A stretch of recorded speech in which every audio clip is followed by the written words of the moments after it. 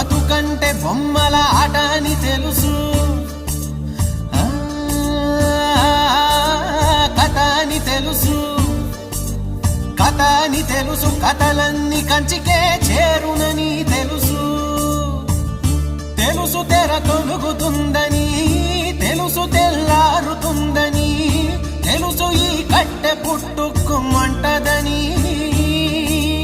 తెలుసు ఈ మట్టి మట్టిలో కలిసిపోతదని,